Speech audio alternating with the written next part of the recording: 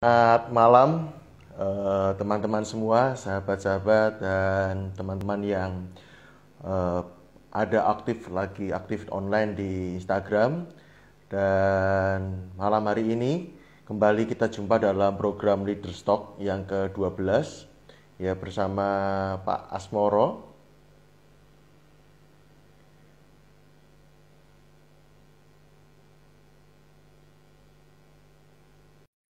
Ya, malam hari ini kita akan berbincang soal panggilan. Ya,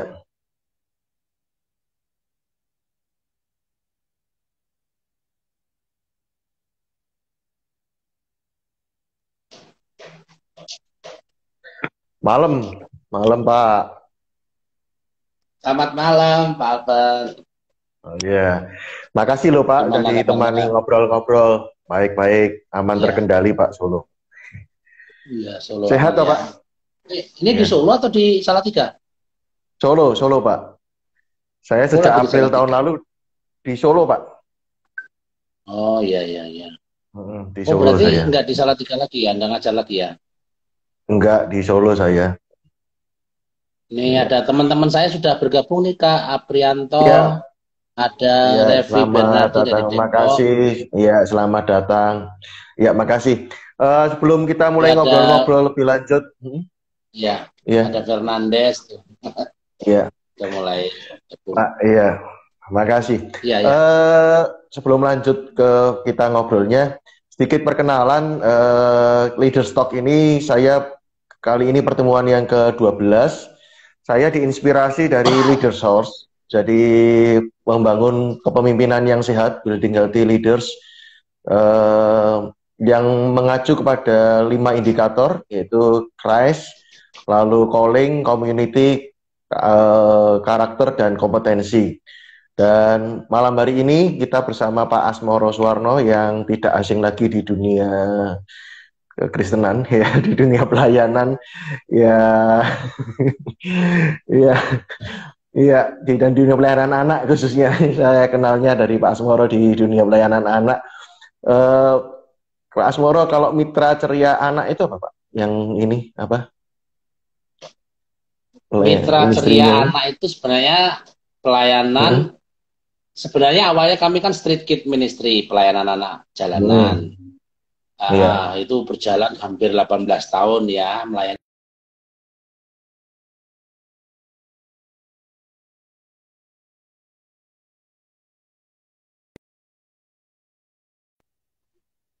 mall, ke banyak tempat. Jadi Hmm. akhirnya kami memutuskan ini yang lebih terbuka, yaitu pelayanan Hmm. Mitra Ceria Anak Negeri. Karena ada banyak permintaan trauma healing ke daerah-daerah bencana dan Hmm. seterusnya, itu sangat dibutuhkan. Dan bukan hanya anak jalanan, Hmm. tapi berkembang. Akhirnya kami bikin lembaga namanya Mitra Ceria Anak Negeri. Itu baru sekitar, pokoknya mulai dari bulan bulan November 2020 itu kami bentuk Mitra Ceria. Jadi Oh, setahunan gitu. Belum ada setahun ya.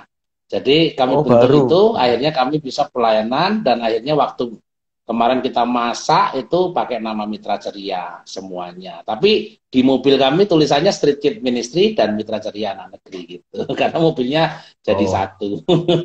ya. Itu orangnya sama Oke. sih Kak. Cuma kalau ke anak Ya. jalanan itu lebih ke umum. Kalau ke Mitra Ceria Hmm. ini ada umumnya juga kalau lagi kayak trauma healing gitu. Tapi lebih ke sekolah-sekolah, gereja-gereja dan seterusnya gitu. Bilang pelayanan. Oke. Iya. Iya Kak. Jadi waktu kita ngobrol-ngobrol awal-awal ini untuk talk show ini, sedikit Nah, apa yang saya sampaikan tadi setelah saya uraikan kalau leader stock itu misalkan ya ada 5 indikator tadi, lalu Pak, saya waktu itu sempat tanya apa yang kita bahas gitu ya, lalu Pak Asmoro sempat mengusulkan soal topik calling ini panggilan. Sebenarnya kan iya, selama ini saya iya. memang memberi kesempatan kepada narasumber itu ya dari mungkin dari kegelisahan mereka gitu ya, dari apa pengamatan mereka, lalu kita bahas eh, apa pendalamannya. Nah, kenapa Kak milih topik panggilan ini? Apakah selama ini dilihat banyak orang Kristen yang hidup tidak di dalam panggilan kah, atau sembrono di dalam panggilan, atau seperti apa Kak, yang ditemuin? Jadi kegelisahan saya kan kebetulan Hmm. mengajar di sekolah Alkitab juga. Ini ada Hmm. teman saya, Pak Pendeta Heri Moses nih dari Kalimantan Tengah tuh, ada bersama dengan Iya, kita. selamat Ketua malam. Gembala. Iya, Heeh. iya, halo Nah, Pak. terus jadi ada kegelisahan. Saya Hmm. melihat anak-anak sekolah STT sekarang ini agak aneh tujuan sekolah Alkitabnya gitu loh. Jadi Oh, kan kamu mau jadi apa sekolah Alkitab? Ya disuruh papa gitu, suruh nerusin pelayanan bapak gitu, jadi pendeta. Oh gitu, jadi iya, hierarki supaya tidak putus ya gitu. Saya ledek-ledek gitu. Dan betul, iya, anak-anak itu rata-rata itu iya. waktu masuk ke semester terakhir itu sudah melenceng. Kebanyakan udah nggak ngikutin apa sih panggilan ini gitu maksudnya. Dia pikir itu melayani Hmm. Tuhan itu udah kayak semacam dorongan yang harus dikerjakan karena paksaan orang tua dan dia harus bertekun. Akhirnya dia terpaksa melakukannya. Jadi nggak enjoy, nggak produktif dan kasihan sekali. Lalu saya Hmm. lihat banyak juga Ya. hamba Tuhan jadi-jadian yang tidak betul-betul menghidupi panggilannya. Jadi hanya ingin Hmm. survive, ingin eksis, jadi apa yang disebut sebagai hamba Tuhan. Jadi dengan segala macam Hmm. cara dia ingin mengeksiskan Hmm. diri. Mungkin termasuk saya juga ya, kayaknya sih ya, ingin eksis gitu ya. Tapi kan Hmm. waktu yang akan menguji kita, waktu yang akan betul-betul membawa kita ke dalam sebuah panggilan itu. Nah, Hmm. akhirnya saya merunut sehingga saya apa namanya ingin sekali berbagi bagaimana panggilan itu bukan pilihan. Panggilan itu adalah Hmm. keputusan. Ketika kita Hmm. mengikut Tuhan Yesus adalah keputusan. Jadi Alkitab mengatakan Iya. bahwa semua orang yang ditebus oleh darah Tuhan Yesus bukan milik mereka sendiri lagi, tetapi telah menjadi Iya. milik Tuhan. Mereka harus hidup untuk kemuliaan Tuhan.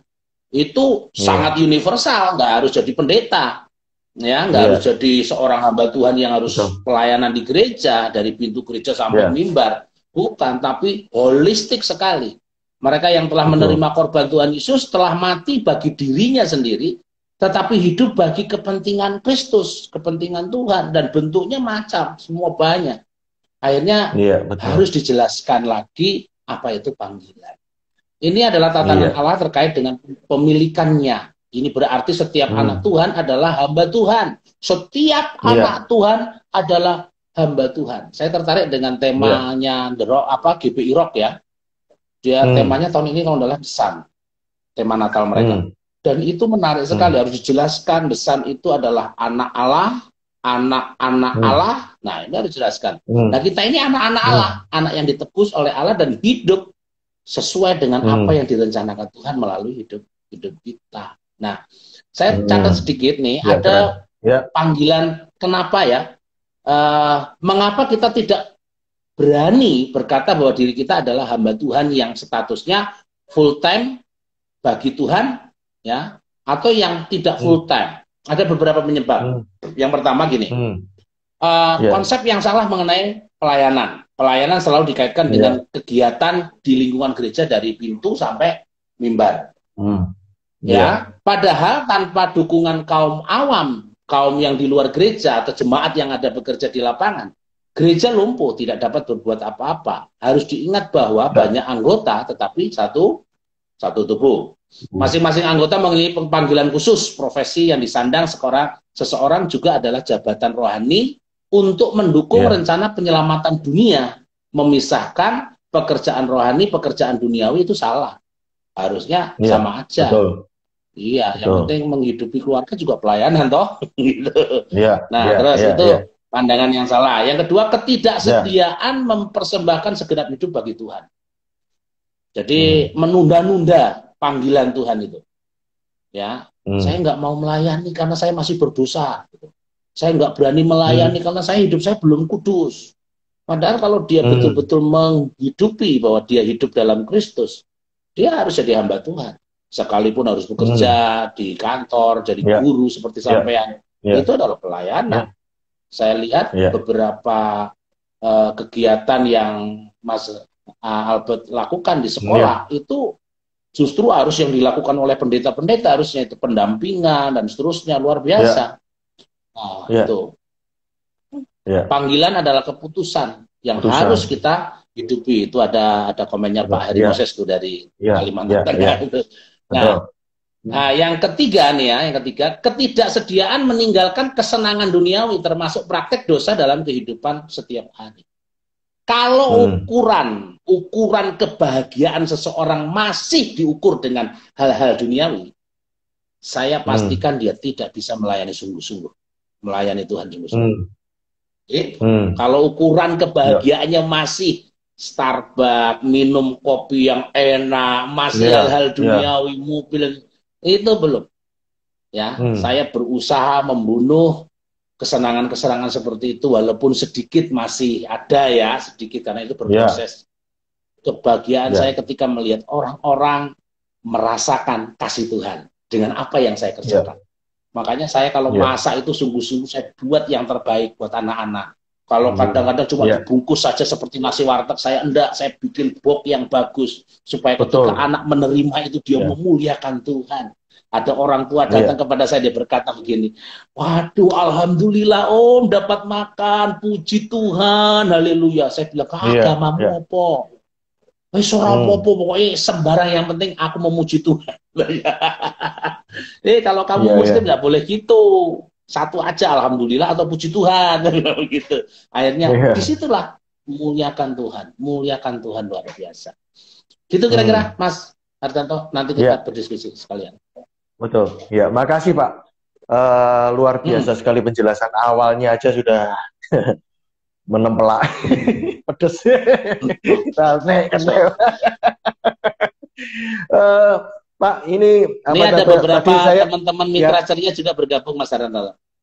Ada Christian Nababan tuh yang mitra ceria. Ya Pak Christian, Pak Nababan, ya Pak Hari. Selamat malam Pak Salomo, ya Pak.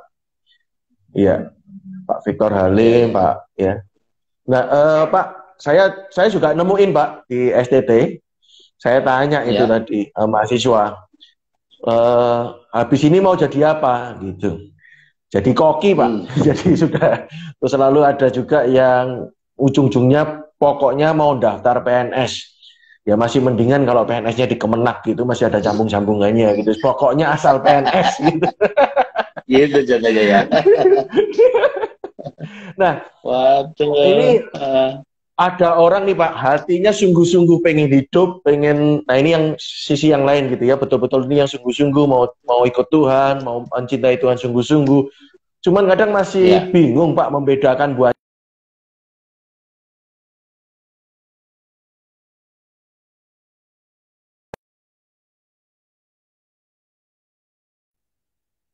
ada Ucia Selaksana. Sampai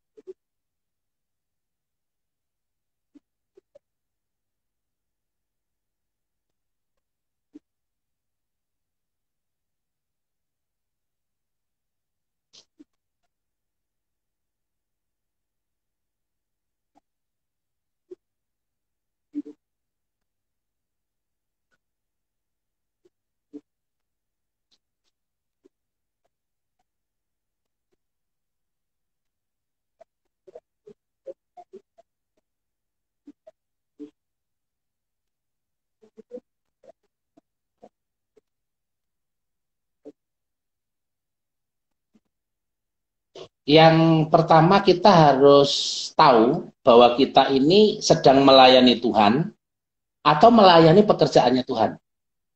Nah, ini harus dibedakan. Melayani Tuhan itu melayani pribadinya Tuhan. Dia Raja yang ada di tahta hati kita, yang sungguh-sungguh memimpin hidup kita keseluruhannya. Itu semuanya adalah milik Tuhan. Itu pribadinya. Atau kita melayani pekerjaan Tuhan. Sibuk dengan pekerjaannya, proyeknya Tuhan. Nah, kita lagi mau memposisikan kita sebagai kontraktor atau mau jadi hamba. Kalau saya jadi kontraktor, pekerjaannya Tuhan yang saya kerjakan, maka saya akan juga ikut menikmati keuntungan-keuntungan di dalam pekerjaan itu. Setidaknya saya dapat fasilitas, kalau saya khotbah ke Salatiga, saya dapat hotel yang bagus, kalau nggak bagus saya upgrade sendiri, supaya saya dapat kamar yang junior suite lah minimal gitu kan. Dia nggak mau lah tidur di rumah jemaat, nggak mau dia. Karena dia sedang menjadi pekerjaan, melayani pekerjaannya Tuhan. Kalau kita sungguh-sungguh mau jadi hamba, melayani Tuhan sungguh-sungguh, yang kita kedepankan adalah ketika menyenangkan hati Tuhan, menyenangkan pribadinya Tuhan, dan apapun sesederhana apun yang kita kerjakan sebagai hamba, itu tidak ada pilihan.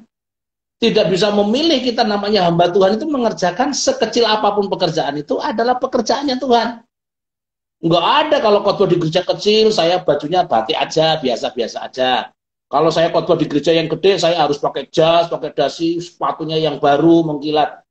Ini nggak ngerti dia pelayanan. Kalau melayani Tuhan sungguh-sungguh, itu sedang melayani pribadinya Tuhan. Dan pribadi Tuhan, catat baik, pribadi Tuhan itu adalah pribadi yang sederhana. Sekalipun dia miliki semuanya. Pribadi sederhana. Untuk menunjukkan kita sungguh-sungguh dipakai Tuhan bukan apa yang menjadi kita pakai. Apa yang kita kenakan. Tapi apa yang kita dekatkan dengan Tuhan. Oleh sebab itu, untuk kita bisa menyenangkan hati pribadi Tuhan, Tuhan Yesus itu sendiri jadi hamba. Kita harus mau tidak mau punya hubungan intim dengan Tuhan. Mengalami perjumpaan dengan Tuhan. Enggak cuma baca Alkitab. Kalau cuma baca Alkitab dengan kepandaian kita, kita cuma tahu Alkitab. Gitu? Kalau kita cuma ngerti Alkitab dengan pengetahuan, kita jadi sok tahu. Toh? Nah kalau sudah sok tahu, waduh, kita sebentar-sebentar ngomong ada suara Tuhan. Sorry, Tuhan, kita hamba Tuhan itu nggak gampang dengar suara Tuhan. Tuhan mau ngomong sesuatu kepada kita itu dengan semua klarifikasi yang jelas dari Tuhan. Dan Tuhan itu sederhana, kita melayani harus sederhana. Dengan kesederhanaan itu bukan harus kita ngegembel-gembelin diri, enggak juga maksudnya. Sederhana itu kita harus Tuhannya fokus hati kita. Menyenangkan hati Tuhan. Saya yakin kalau setiap hamba Tuhan ingin menyentuh perasaan Tuhan dalam pelayanan kita, kita akan semakin maksimal lagi dimanfaatkan untuk kepentingan kerajaan Allah. Apapun pelayanan teman-teman, apapun pelayanan saudara-saudara yang bergabung malam hari ini, jadilah hamba Tuhan yang sungguh-sungguh menyenangkan hati Tuhan dalam segala kesederhanaan. Terima kasih.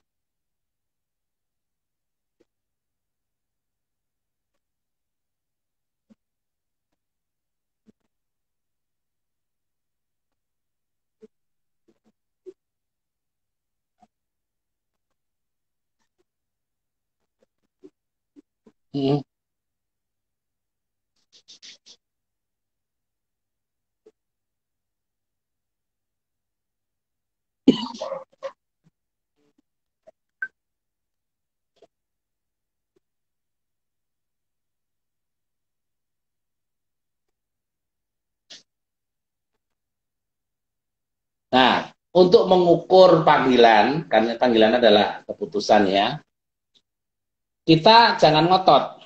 Jangan ngotot. Saya mau cerita sedikit ya tentang kami dulu, mulai pelayanan anak jalanan. Saya bersama dengan Mbak Indar, dengan Julius, ini orang-orang senior saya yang luar biasa, dan sampai hari ini mereka masih tetap melayani. Kita sambil ngebaca, apakah kita produktif di sini? Apakah kita membuat sesuatu yang bagus di sini? Sambil kita mengevaluasi. Dan panggilan itu akan berproses dengan hidup kita. Akan berproses. Seperti misalnya saya melayani anak jalanan sampai 18 tahun. Tapi ternyata setelah sejauh ini, Tuhan percayakan lebih lagi. Itu bukan belok, menambah kapasitas. Ya kan? Nah, tapi ada orang yang memang harus banting setir. Aku nggak cocok di sini. Ini bukan passion saya. Ini hanya mungkin dulu hanya emosi saya. Saya kayaknya kurang produktif. Kalau memang itu jawaban dari Tuhan dan kita harus berproduktif di tempat yang lain dengan panggilan yang lain, ambil. Jangan ragu-ragu. Yang penting kita tujuannya nyenengkan hati Tuhan, bukan kenyamanan kita. Ya, bukan kenyamanan kita sama sekali, bukan. Saya mau cerita, dulu saya waktu lulus S1, S1 teologi ya. Saya itu tinggal di gereja sendirian karena jagain gereja, pendeta saya sudah meninggal, dan ada pendeta pembina pun datangnya sebulan sekali. Dan saya tinggal di gereja itu kayak orang bengong, lulusan S1 teologi tapi gak ngopo-ngopo, cuma nungguin hari Sabtu dan Minggu. Karena gereja kita kecil, nggak banyak aktivitas. Jadi hari Senin sampai Jumat saya bengong, nggak ngapa-ngapain. Akhirnya saya mumet. Oh, ngapain saya? Padahal saya banyak mengerti. Akhirnya saya pusing, terus kemudian saya ambil joran pancing. Saya beli joran pancing satu ke tempat pemancingan yang gratis yang nggak bayar itu. Saya duduk, akhirnya saya cuma dapat 3 ekor ikan. Saya pulang dan ikannya kecil-kecil, saya buang aja, kucing aja nggak mau makan. Begitukah saya hidup saya? Lalu kemudian saya besok lagi saya beli 3 joran pancing. Joran pancing itu 3 dengan umpan yang agak banyak. Saya pergi ke tempat yang sama, di tempat yang gratis itu, karena saya nggak punya uang untuk membayar tempat itu. Dan saya mancing, dapat agak lebih banyak. Waktu saya bawa 3 joran, saya dapat agak banyak pancing ikannya itu. Dan saya mulai bersihin, dan kemudian saya goreng, dan saya makan sendiri, dan ada kucing, saya kasih juga. Dan kucingnya mau makan. Karena agak banyak dapat. Oh, besoknya saya beli 10 joran pancing. 10 joran pancing karena dekat dengan rumah. Saya bawa motor pergi ke sana, berangkat pagi-pagi. Akhirnya saya mulai menaruh umpan, ditaruh kok di pancingan itu, tempat pemancingan, di kayak semacam tempat kerukan gitu. Lalu kemudian saya mulai sibuk. Sehari itu saya nggak ingat waktu. Karena baru saya taruh, sudah dimakan. Satu taruh, memang ikannya kecil-kecil, hanya segini-segini. Saya pakai ember. Dan saya sibuk sekali hari itu. Baru naruh satu sudah diambil, naruh satu. Akhirnya saya sibuk sekali dan kemudian nggak sadar, saya dapat setengah ember ikan. Dan saya lupa waktu, tiba-tiba sudah mulai Allahu Akbar, udah maghrib. Dan saya harus pulang. Dan ikan yang banyak itu saya bersihin, saya bagi ke tetangga-tetangga, termasuk pacar saya dulu yang masih ada di seminari, karena saya sekolah teologi di asrama. Saya kirimin ikan goreng. Dan mereka makan ikan goreng bersama-sama di asrama. Dan saya stop mancing. Lalu kemudian saya merenungkan, kalau kapasitas saya cuma seperti itu, saya akan nungguin Sabtu dan Minggu jadi pendeta. Kalau saya cuma melayani cuma Sabtu Minggu, hari Senin sampai Jumat, saya ngapain? Makanya banyak jemaat marah kepada pendeta karena pendetanya malas. Gitu? Akhirnya saya kemudian saya pergi, saya gambarkan diri saya sebagai bantuan, saya pergi kolong-kolong jembatan, saya bawa buku, motor saya bikin semacam keranjang, saya potongin triplek untuk kayak papan tulis itu, menyerupai kertas HVS gitu, saya bawa 1 rim kertas, saya bikin soal seperti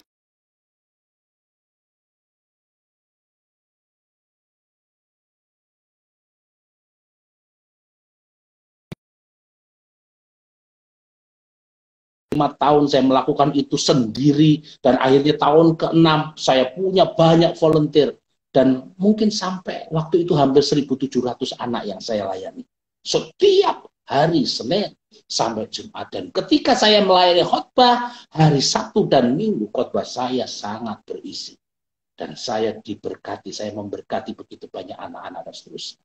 Dan dari mancing itu saya tahu, saya bukan hanya menghidup, bukan harus melayani Tuhan dengan apa yang saya, tapi saya harus mengembangkan diri dan menghidupi, berproses dengan panggilan saya. Kalau saya hamba Tuhan, saya harus terus melayani Tuhan.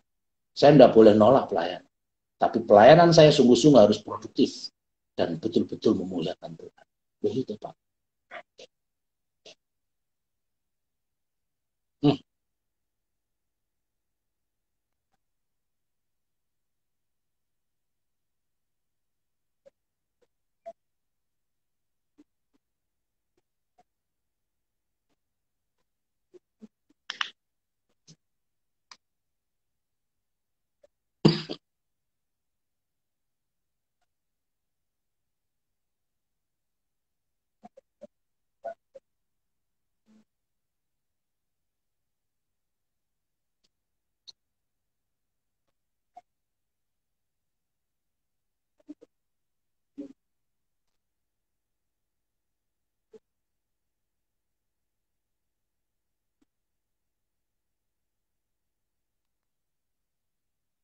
Jadi gini Mas Hartanto, jomblo itu tidak dosa. Ya, saya nggak katakan orang jomblo itu berdosa, enggak, tapi tidak baik hidup seorang diri. Firman Tuhan jelas mengatakan tidak baik hidup seorang diri. Betul ya? Jadi untuk menjadi baik berarti harus cari pasangan toh, biar lebih maksimal toh pelayanan toh. Kurang apa sih sampean, ya kan? Ini sambil bercanda dikit ya, biar yang lain juga kena ya. Soalnya yang ikut juga ada yang jomblo itu, nanti akan kenalan nanti. Oke, ya, oke. Gini, kalau mau sebenarnya idealnya kan ya. Tapi kalau Tuhan itu nggak pakai ideal-idealan menurut saya. Kalau Tuhan sudah bekerja, saya pikir apapun yang nggak ideal bisa jadi ideal, atau kan? Nah, ikutin aja cara Tuhan bekerja gimana. Nah, idealnya memang kalau saya pendeta, istri saya juga pendeta, biar kami sejalan dan tidak banyak konflik kan gitu kira-kira. Tapi tidak menutup kemungkinan saling melengkapi, saling mendukung. Sebenarnya ini adalah tingkat kedewasaan. Mau cari yang sempurna kayak apa sih? Gitu. Mau cari yang sempurna kayak apa? Pasti ada lemahnya. Kalau mau makin sempurna yang kamu cari, makin sulit kamu menemukan yang sempurna. Karena ternyata dirimu juga nggak sempurna, atau gitu. Nah, yang benar adalah panggilan kita harus matching dengan apa yang Tuhan mau. Dan cari orang yang pas dengan panggilan kita. Nggak harus sama, yang pas. Pas itu artinya bisa sejalan. Bisa juga tidak sejalan, tapi bisa berjalan bersama-sama. Gitu? Kan bisa aja jalan yang satu naik kereta, yang satu naik mobil, tujuannya sama ke Solo. Bisa kan? Yang penting kita sudah komunikasi, komitmen bersama. Adik saya itu sekarang pekerjaannya adalah debt collector, adik saya. Istrinya PAK, lulusan PAK, dan mereka menikah. Saya sih nggak marah, saya nggak marah ya, saya harus dampingi dia sebagai adik saya. Nah, akhirnya istrinya ini ngalah, nggak bekerja, seharusnya bisa jadi guru tapi nggak bekerja, ngurus anak karena anaknya masih kecil. Dan adik saya ini bekerja luar biasa sebagai debt collector. Lalu pada titik tertentu dia berkata, Mas, aku pulang kampung. Aku ke rumah istri saya, dan aku mau memulai pelayanan sungguh-sungguh. Karena selama jadi kolektor, debt collector kan dia juga pelayanan di gereja. Dan sekarang dia ada di Kalimantan Barat, dan mereka berdua sungguh-sungguh melayani dan merintis gereja berdua. Dia temukan panggilannya. Dia temukan panggilannya dan betul merintis dan efektif sekali karena mereka memenangkan beberapa kampung dan melayani. Belum sampai setahun ini mereka sudah bisa bikin bimbel, mereka buka membantu jemaat. Dia nggak bikin gereja baru, tapi gerejanya yang di mana istrinya ada itu semakin efektif, semakin bagus. Itu juga panggilan melayani. Nah, yang namanya jodoh itu kalau memang betul-betul yang dari Tuhan akan menjadi harmoni yang mantap. Tapi ingat, kedewasaan dan perjumpaan dengan Tuhan harus ada di dalam diri setiap pribadi tersebut. Perjumpaan dan kedewasaannya bersama dengan Tuhan. Karena menikah itu adalah keputusan juga. Menikah bukan pilihan, ya. Menikah adalah keputusan. Ya, itu Mas.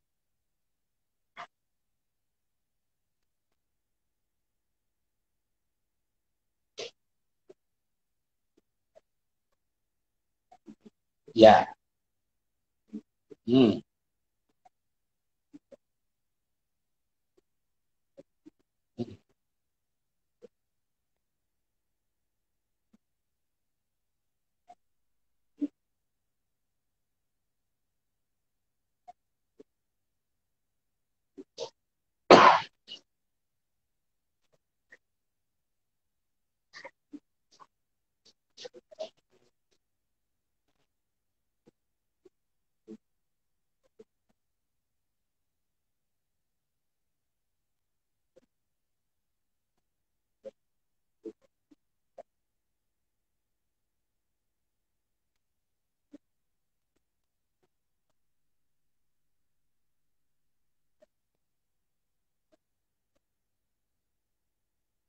Uh, Kalimat pembukanya adalah gini. Jangan investasikan terlalu banyak terhadap panggilan kita yang belum tentu panggilan. Ya, ada misalnya kalau anak kita, saya anak ini harus tak lesin musik, semua musik, les sampai habis-habisan, pokoknya guru private yang paling mahal dia. Ternyata dia sukanya masak. Dia passionnya di masak. Keliru toh, sudah habis banyak, ternyata dia passionnya masak.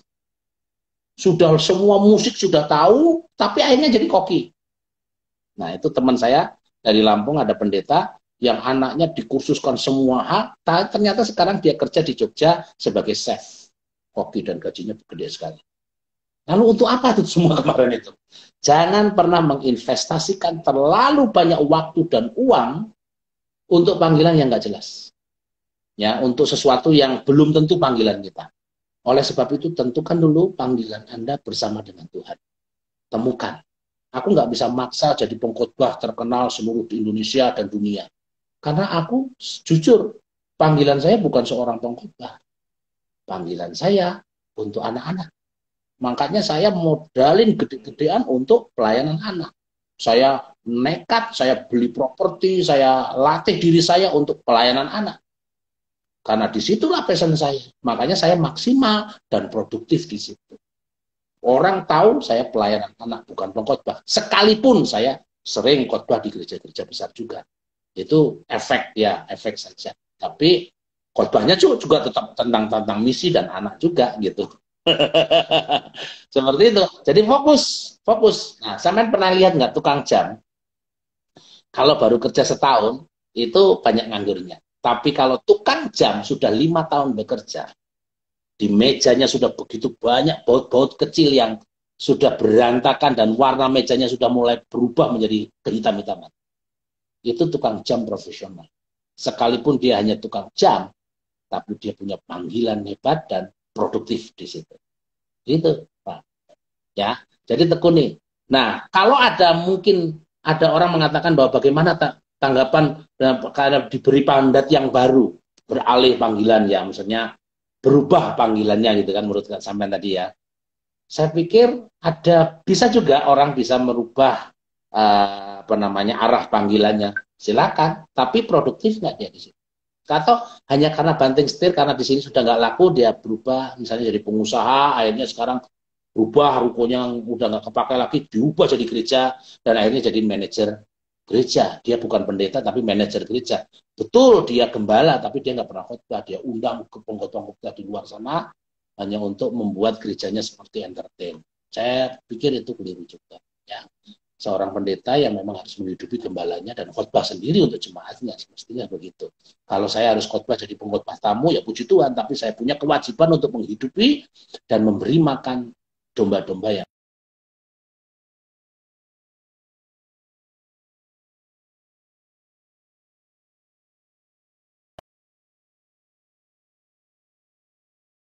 ngelek nih. Ya, silakan.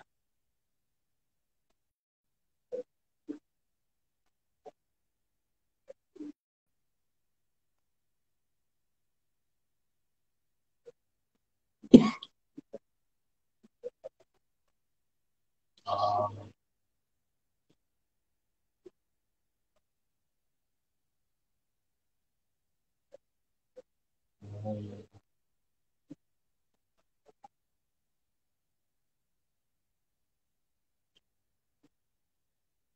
betul.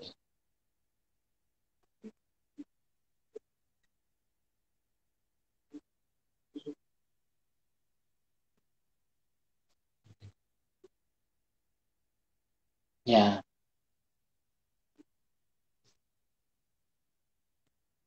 yang ya, ini ada beberapa tip ya supaya kita tetap terjaga dalam panggilan Tuhan ya. Ini sederhana sekali sebenarnya Kak. Yang pertama kita harus punya hubungan dengan Tuhan. Karena kita harus tahu yang kita layani bukan pekerjaannya Tuhan, tapi Tuhannya sendiri, pribadinya. Jadi kita harus menyukakan hati Tuhan. Yang kedua Kak, cari mentor.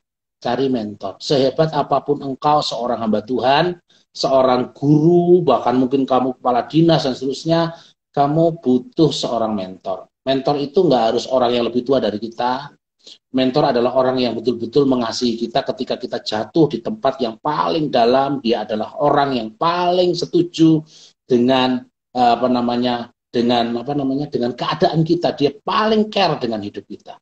Cari mentor. Mentor itu bisa istri kita sendiri, ya. Kebetulan saya sama istri saya ini saling mementorin, kami sama-sama melengkapi, ya. Cuma memang saya lebih tua, jadi saya lebih dewasa, ya. Saya harus cari mentor yang lebih mendewasakan hidup saya. Saya ada beberapa mentor yang untuk hidup saya, ada beberapa mentor. Jadi kalau orang ini ngomong, saya dengar karena kesederhanaannya, panutannya, keteladanannya saya ikuti betul-betul. Mentor inilah yang membawa kita untuk terus diingatkan dalam relnya Tuhan. Mentor itu nggak harus orang yang terkenal. Justru kalau saya minta mentoring kepada Pak Gilbert, malah nggak mungkin saya bisa ketemu sama beliau. Gitu. Saya berteman dengan Pak Gilbert. Cuma saya tidak mau jadikan dia mentor saya. Gitu. Ada orang-orang yang memang luar biasa, ya, yang bisa mementorin saya. Saya punya teman namanya Kak Liana. Kak Liana itu bukan hanya teman, tapi kakak rohani saya. Beliau ini pelayanan anak juga. Wah, itu luar biasa dia. Bahkan ketika saya salah sedikit, dia ngomelnya itu lebih daripada mama saya. Tapi dia orang yang sayang. Ya betul, dia sayang sekali sama saya. Ada yang namanya Mbak Indar, itu yang saya sebutkan tadi. Wah, itu manusia satu itu kalau sudah ngomel, saya takut sekali. Tapi itulah ibu saya, itulah kakak saya, itulah mentor saya. Ya, saya percaya Tuhan pasti sediakan orang-orang yang sangat mengasihi kita dan jadikan dia mentor kita. Kita sering sharing loh sama mereka. Kak, aku mau lakukan ini. Kira-kira gimana ya, Kak? Menurut kakak. Kakak ngomong apa? Nggak usah sungkan-sungkan, Kak. Kalau memang saya salah, kakak harus ngomong. Supaya saya tahu bahwa ini betul-betul konfirmasi dari Tuhan. Itu. Saya ingat sekali waktu kita di Salatiga, kalau tidak salah kita sempat nginep ya bersama di itu ya, di hotel area. Nah, itu saya merasakan bahwa Kak Albert juga butuh mentor kan waktu itu. Karena memang kesibukan saya nggak jadi mentornya Kak Albert. Nah, tapi jadi teman saja gitu. Ini menarik. Menurut saya memang kita harus punya mentor. Terus yang ketiga, kita harus ngecek. Setiap evaluasinya itu biasanya setiap setahun sekali. Kalau kita sibuk sekali, setahun sekali lah. Ya, kita ngecek. Kalau saya sih ngeceknya di jadwal saya. Setahun ini saya sudah melayani berapa gereja. Kira-kira output sama outcome-nya apa? Ya, gereja mana yang saya harus hubungin lagi, menanyakan bagaimana pelayanan saya. Nah, itu salah satu untuk mengukur. Apakah ada orang-orang di jemaat yang saya layani itu membekas, misalnya ada friendship, misalnya jadi teman WA, jadi teman IG, dan seterusnya. Biasanya begitu saya ngeceknya. Saya biasanya kalau saya pelayan ke Jember, ke Lumajang gitu kan, saya pengen sekali nginep di rumah salah satu jemaat. Supaya saya punya jadi teman di jemaat itu. Misalnya gembalanya yang belum terlalu dekat sama saya nginep di rumah gembala. Saya nggak mau nginep di hotel misalnya seperti itu. Nah, itu salah satu untuk mengecek bahwa saya betul-betul menjadi hamba Tuhan yang berkenan, bukan hanya untuk melayani sesama, tapi juga berkenan di hadapan Tuhan. Dan di situ saya bisa evaluasi. Setiap saya akhir tahun biasanya saya evaluasi pelayanan saya gitu.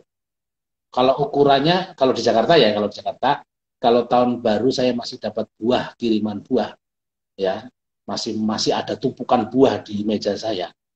Biasanya saya masih bagus pelayanannya. Iya gitu kira-kira. Kalau sudah banyak yang nyuekin saya, berarti saya udah mulai harus yang benar. Gitu. Iya Kak.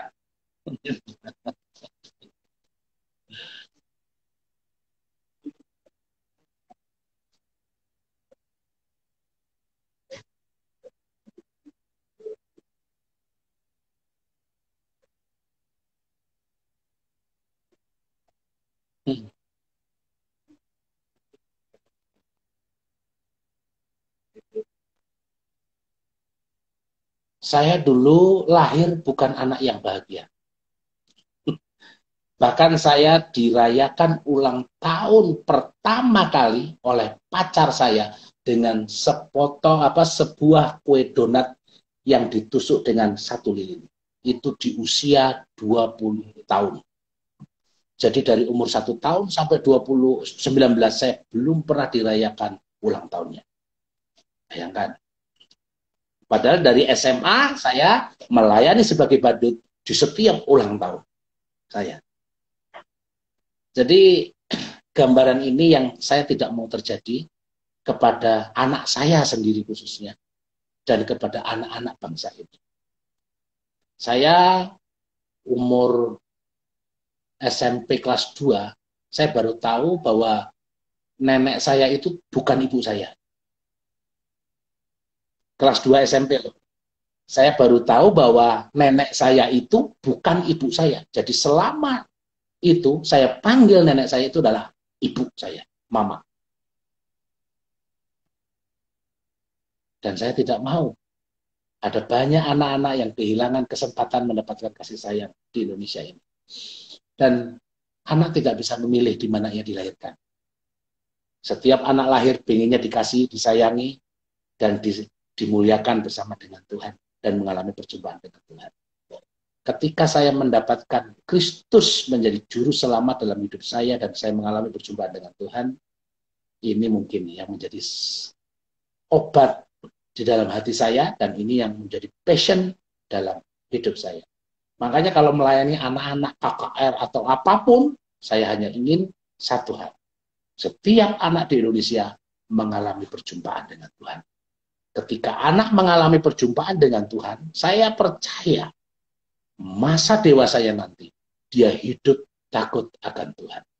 Kalau ada begitu banyak anak-anak yang hidup bertumbuh dengan takut akan Tuhan, saya yakin generasi pemimpin ke depan adalah yang takut akan Tuhan. Saya jadi ingat kalimatnya Pak Bambang Budianto yang mengatakan begini, bangsa Indonesia nantinya akan berterima kasih kepada gereja. Bukan gereja baik, ngasih sembako dan seterusnya, ngasih beasiswa dan seterusnya. Bukan. Tapi berterima kasih kepada gereja karena gereja melahirkan pemimpin-pemimpin muda yang takut akan Tuhan. Itu saja.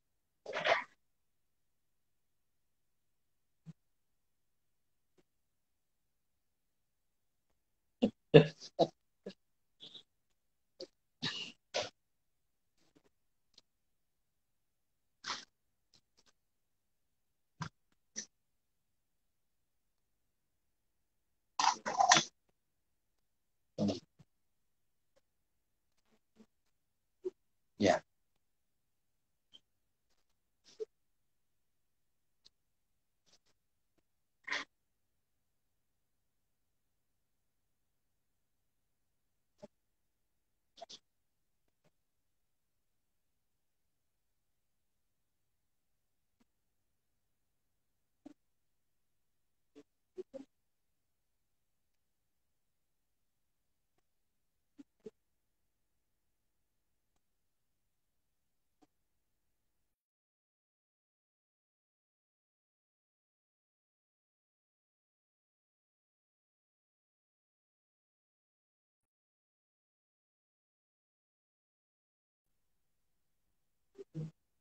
Sering ulangi lagi Kak, ulangi lagi, nge-lag tadi Kak.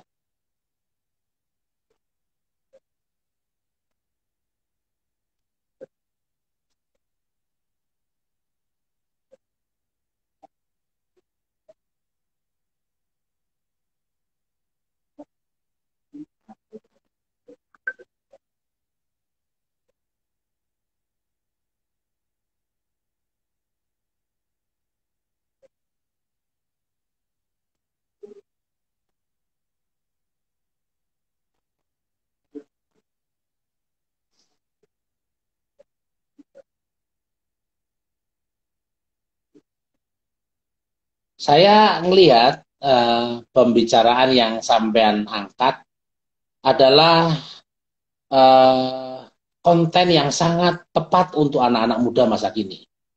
Kemarin beberapa konten yang sampean angkat adalah cara berpikir anak-anak zaman now ya, kaitannya dengan hal-hal yang memang di sebuah kebutuhan untuk anak-anak generasi. Nah, bukan anak-anak memang yang sampean bahas dari kemarin itu bukan masalah anak, tapi anak muda kebanyakan. Jadi itu yang harus disuarakan hari-hari ini. Banyak orang tua di atas umur 45 tahun itu nggak paham hal-hal seperti ini.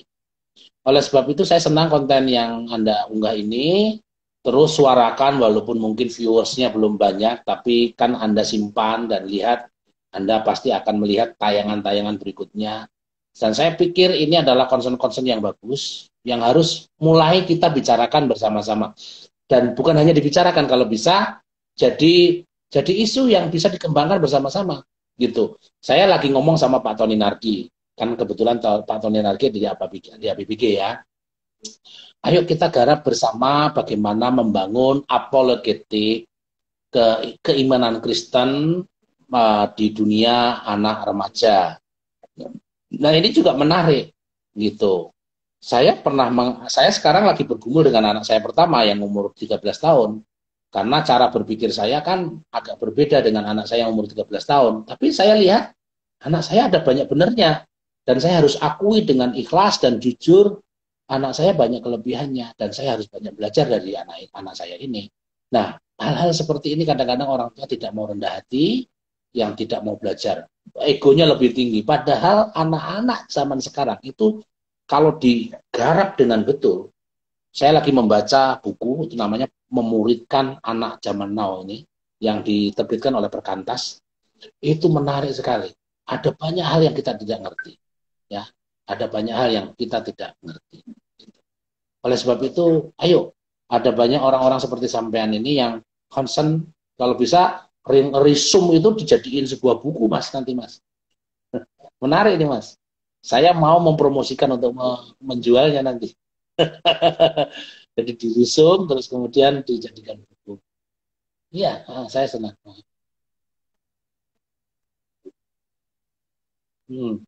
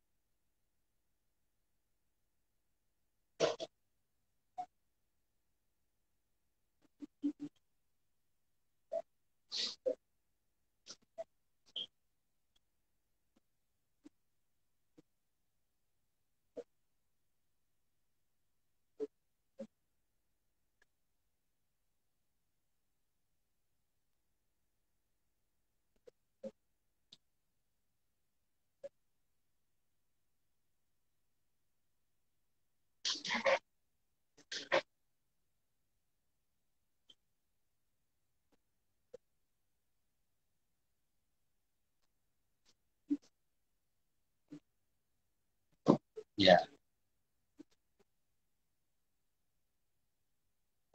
ya,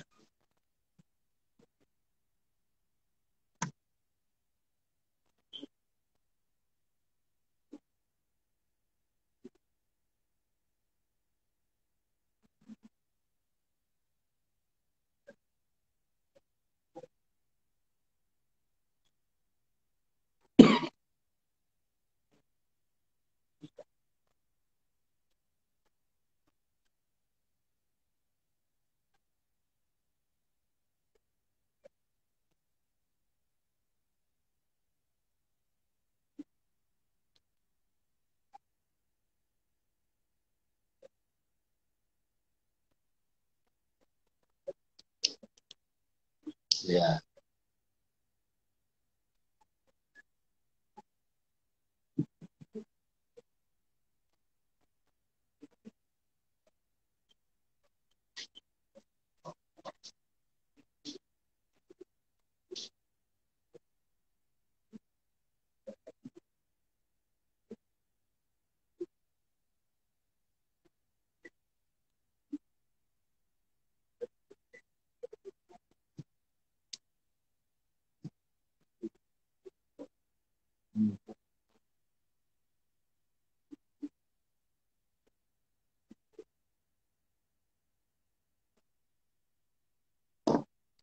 banyak sih orang-orang sekarang itu sebenarnya ya kalau anak muda sendiri, anak muda seumuran sampean ke bawah, itu nggak terlalu jahat-jahat amat sih. Komennya di netizen itu nggak terlalu jahat-jahat amat. Tapi yang saya lihat jahat komennya itu orang-orang yang malah udah umur-umur itu, yang baru bisa pegang handphone untuk komen itu. Itu kadang-kadang komennya serem, membunuh karakter. Iya, kalau anak-anak muda itu saya lihat komennya walaupun agak kejem, tapi bahasanya itu dia bisa memilih gitu, nggak kasar-kasar amat. Nah, saya contohnya misalnya pendeta, maaf ya, saya sebut aja pendeta yang ada di Surabaya kemarin itu. Itu saya lihat dulu beberapa komen yang masuk itu saya lihat umurnya, range umurnya. Justru yang jahat-jahat itu malah kayak ibu-ibu, orang-orang yang sudah tua, pendeta-pendeta. Oh, jahat-jahat komennya. Benar-benar menuduh sekali. Dia nggak ngerasa bahwa dosa itu kan memang dosa zina itu hebat ya pengaruh sosialnya. Tapi kan semua dosa kan sama aja. Mungkin dia nggak berbuat dosa zina, tapi berbuat dosa nyuri duit jemaat. Kan podoa itu. Dosa nilep itu sama aja. Ya. Nah, saya sih nggak pernah komen hal-hal seperti itu. Ada pendeta jatuh atau apa, saya nggak pernah komen. Bahkan istri saya selalu marah kepada saya kalau ada pendeta posting yang agak aneh gitu. Saya itu gatel tangannya pengen, tapi istri saya bilang, jangan Pak, jangan Pak. Papa harus lihat diri Papa juga. Kalau Papa sekali waktu juga salah posting, itu Papa juga akan dapat juga. Ya, udah Pak. Orang juga pasti ada lemahnya. Akhirnya gitu. Akhirnya gini, ada beberapa pendeta yang memang jatuh ya, yang saya juga anak-anak salah satu pemuda kami, ya bukan pemuda kami, pemuda di sinode kami mengalami jatuh yang hebat dan akhirnya masuk penjara. Saya sendiri datang ke penjara dan ngobrol pribadi sama dia. Ternyata dosa yang dia lakukan itu tidak mandiri. Tidak mandiri artinya bukan kelakuannya dia sendiri. Ya mungkin dia adalah salah satu yang kena. Tapi ada banyak faktor. Nah, faktor kalau kita terbuka, kita ngobrol sama yang menjadi korban atau yang mengalami atau yang melakukan, kita kan bisa menolong dengan baik. Kita bisa mendampingi gitu. Jadi saran saya kuranginlah yuk para generasi untuk komen-komen atau malah membunuh karakter orang-orang yang memang mungkin lama dalam panggilan akhirnya jatuh. Dulu maaf ya misalnya contoh nih kan sudah pulih nih, seperti Pak Ara Siahaan dulu, saya tidak berani komen apa-apa. Tapi jujur saya deketin dan akhirnya bisa ngobrol waktu itu di Semarang. Akhirnya, ayolah Pak, kembali lagi Pak. Khotbah Bapak itu bagus sekali. Ayolah Pak, kembali Pak melayani. Akhirnya sekarang sudah melayani lagi beliau dengan baik dan mungkin orang nggak gampang menerima, tapi apa sih ya Tuhan itu kan kalau orang sudah kayak gitu terus ya udah habis dia, tapi kan bisa dipulihkan. Nah, tapi ya jangan juga kita mencobai diri kita supaya kita jatuh dan seterusnya, jangan juga. Kalau bisa kita tetap dalam rel. Makanya tema longsider yang Mas angkat tadi cocok, saya pikir itu jadi hal yang mungkin kita sama-sama perjuangkan bersama.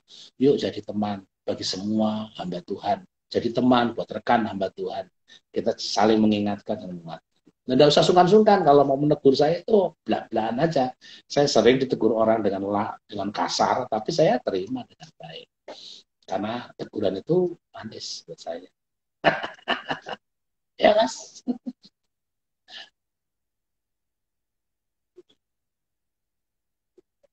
Sudah 1 jam ya? Iya, iya.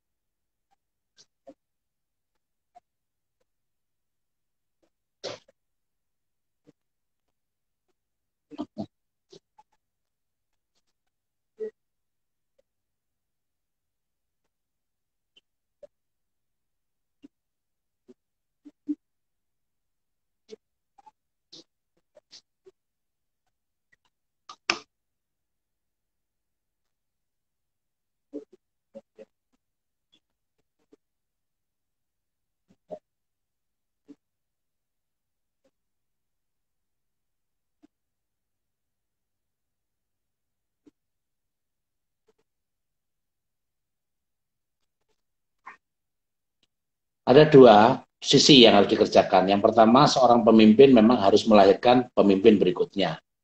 Dia harus memberi ruang dan kesempatan kepada calon pemimpin berikutnya ini untuk berkembang. Jangan dikuntetin, jangan dibonsai. Muncul indah tapi bonsai. Buat apa? Dia hanya bisa berfungsi kalau kita promosikan, kan gitu kira-kira. Akhirnya dia nggak bisa lepas dari kita. Nah, ketika kita sudah nggak ada, meninggal, dia tergantung sangat dengan kita walaupun dia sudah indah, sudah bagus, tinggal maju, tapi masih bonsai, masih di dalam pot. Harusnya kita juga belajar memberi ruang. Saya sendiri di Mitra Ceria ini, saya mengkader beberapa pemimpin berikutnya. Walaupun saya masih muda, saya tahu saya juga akan lebih terbatas. Biasanya kalau pas Natal, itu permintaan di sekolah-sekolah dan gereja itu luar biasa. Kami bisa pecah tim itu lima tim malahan. Bisa pecah tim itu sampai 5, jadi satu hari minggu, satu hari itu bisa pelayanan ke 5 tempat. Nah, apakah saya bisa kerjakan sendiri? Kan nggak mungkin. Saya harus memecah diri saya ke orang yang lain. Saya punya Agung, saya punya Yada, saya punya Apri, saya punya istri saya sendiri, misalnya ada satu orang lagi seperti si apa namanya si uh, Michael dan seterusnya. Saya pecah diri saya. Nah, mereka punya keahlian yang mirip dengan saya. Nah, nanti tinggal dievaluasi waktu pulang, piye, gimana, apa yang kurang. Wah, aku tadi gini Pak, gini. Nah, lain waktu harus begini. Jadi ilmunya sama, pecah. Nanti kalau saya pas, misalnya saya lagi kemana, kena corona, misalnya saya pas harus isolasi mandiri, program jalan. Kami membangun sistem supaya program tetap jalan dan tidak ada yang terganggu ketika pun saya harus istirahat, saya harus berhenti. Ya, saya kan pasti nanti akan berhenti. Tuhan pasti izinkan saya akan selesai. Dan tapi pekerjaan Tuhan kan nggak boleh selesai. Yang penting itu bukan asmoro. Yang penting itu bukan asmoro. Yang penting itu Tuhan. Nah, kalau saya harus berhenti, ada Tuhan pasti pakai orang lain untuk meneruskan pekerjaan kalau ini pekerjaan baik. Gitu. Nah, seorang pemimpin harus belajar rela lepas estafet kalau memang dia harus selesai estafetnya. Tapi persiapkan generasi berikutnya. Yang kedua, sisi yang kedua adalah si penerus. Ada orang-orang yang cari panggung, ya, yang nggak sabar dapat panggung. Please, kalau saudara generasi pemimpin generasi yang akan melanjutkan, belajarlah tetap rendah hati, tetap ikut apa yang dianjurkan oleh pemimpin saudara, dan saudara juga harus belajar taat. Jangan cepat-cepat. Nanti waktunya Tuhan itu pasti akan sangat indah. Tidak ada istilah kudeta pemimpin. Tidak ada lah itu. Dalam pelayanan itu tidak ada istilah kudeta. Tidak perlu lah. Ya kalau memang harus waktunya, silakan. Gitu ya. Kalau memang harus waktunya mau maju, majulah. Itu. Jadi nggak perlu ada istilah namanya kudeta atau apa, harus saya pengen cepat nonjol, kok saya nggak diberi ruang, harus bikin demo dan seterusnya. Nggak perlu, belajar taat seperti Yusuf tuh. Waktunya muncul, muncul. Gitu ya. Seperti Daud, waktunya muncul, muncul. Dia nggak ngelawan, dia tetap taat. Sekalipun dia diginiin sama Saul, dia tetap taat dan waktunya muncul, muncul. Itu akan lebih baik, saya pikir. Terima kasih ya, Mas.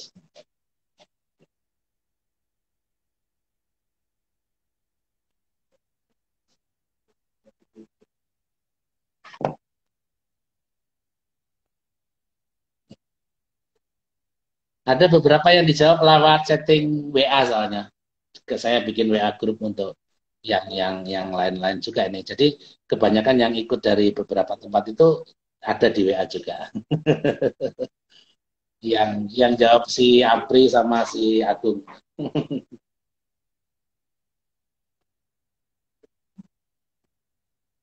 Mhm.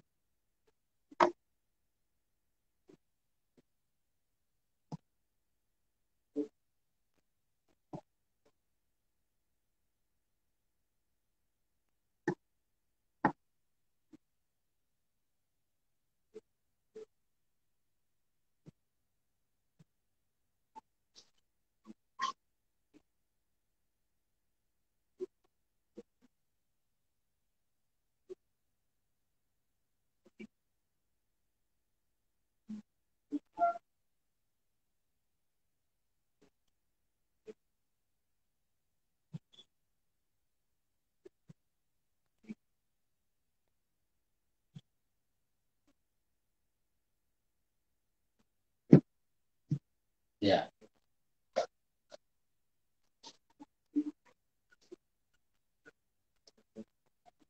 guru-guru. Nah,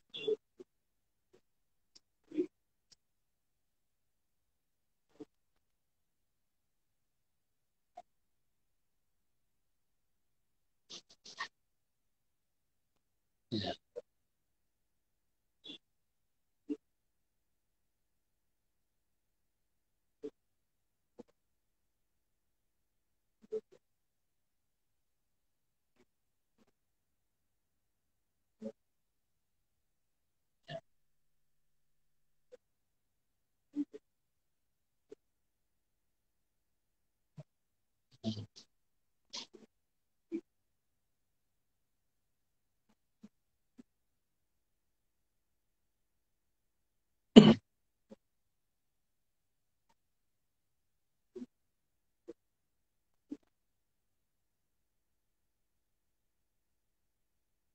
ya,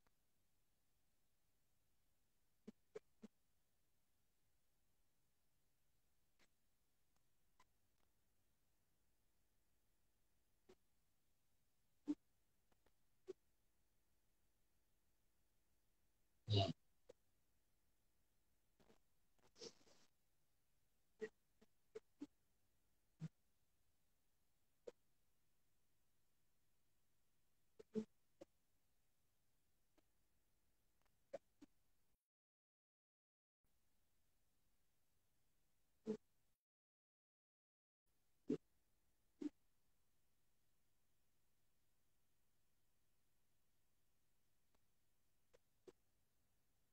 Ya, untuk ini mungkin buat teman-teman yang nonton nggak di live ini ya, mungkin di kesempatan yang lain. Bagi semua, panggilan itu sekali lagi bukan pilihan. Panggilan adalah keputusan untuk melayani Tuhan. Dan melayani Tuhan itu nggak harus jadi di ruangan di dalam gereja, tapi banyak tempat kita bisa melayani Tuhan. Bahkan dalam kehidupan pelayanan saya tidak kuhabiskan di gereja. Memang saya tinggal di gereja sih, memang betul saya tinggal di gereja. Tapi bentuk pelayanan saya malah lebih banyak di luar. Saya juga sebagai dewan lurah di kampung saya ini. Saya juga jadi penasehat untuk RW saya. Saya juga berperan sebagai tenaga yang membantu aparatur negara. Jadi nggak usah tahu apa artinya itu ya. Saya juga ikut ya. Selain saya jadi pendeta, saya juga ikut menjadi orang yang penting di dalam pemerintahan, khususnya di aparatur negara. Dan ini adalah sumbangsi saya dalam pelayanan saya menjadi hamba Tuhan. Ayo semangat teman-teman, maju terus.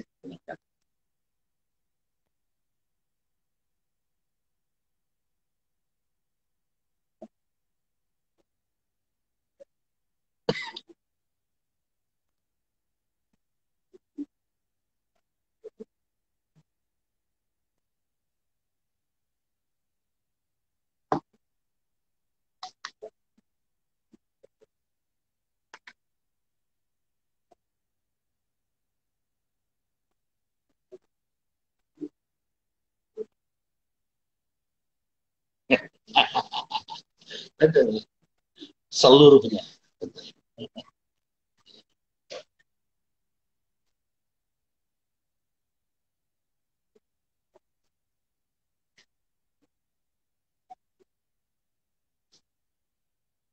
Terima kasih buat teman-teman. Ada bahagia itu dari Nias. Tuhan Yesus memberkati juga. Ya, salam. Ya, ya. Terima kasih. Terima kasih, Apri. Dan berkati.